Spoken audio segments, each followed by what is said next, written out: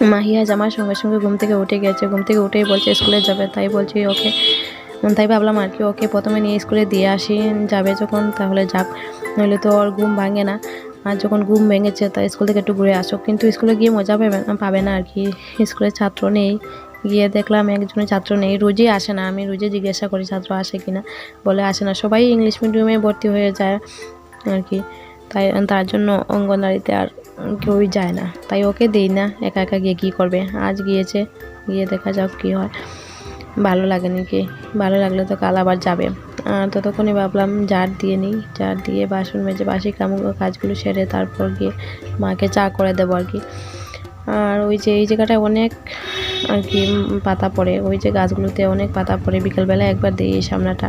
আর ওই দিক না দিলেও হয়ে যায়, ওই যে বাথরুম ল্যাট্রিন বাথরুমের সাইডে এগুলো না দিলেও হয়, এগুলোতে বেশি পাতা পড়ে না আর কি। বিকালবেলা না দিলেও হয়, কিন্তু সকালে তো দিতে হয়, সকালবেলাটা দিতেও হবে। বাসি উঠান তো দিতেই হবে। তাই ওই যে তুলসী গাছের গোড়াটা পরিষ্কার করে নিচ্ছে, এগুলো তো ঝাড়ু দিয়ে করা যায় না, তাই হাত দিয়েই করতে হয়, রোজে হাত দিয়ে করি। অনেকগুলো তুলসী গাছ রয়েছে আমাদের বাড়িতে, এগুলোর প্রত্যেকটা গোড়াই আমি হাত দিয়ে করি আর কি।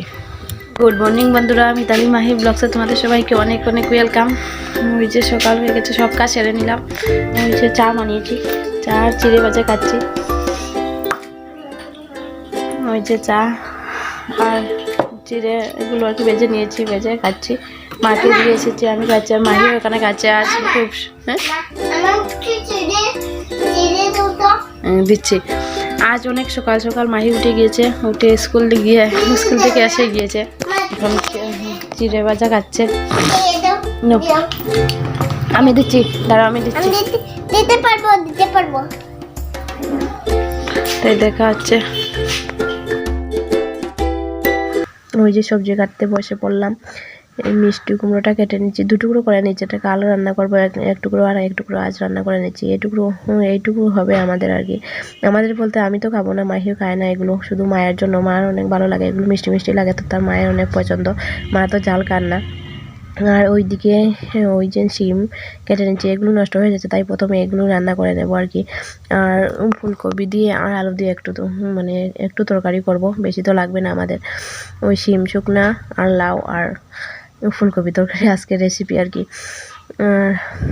মাছ দিয়ে ঝোল করব, মাছের মাথা দিয়ে শিম দিয়ে শুকনা করে নেব, আর মিষ্টি কুমড়ো তো দেখলেই কেটে নিলাম।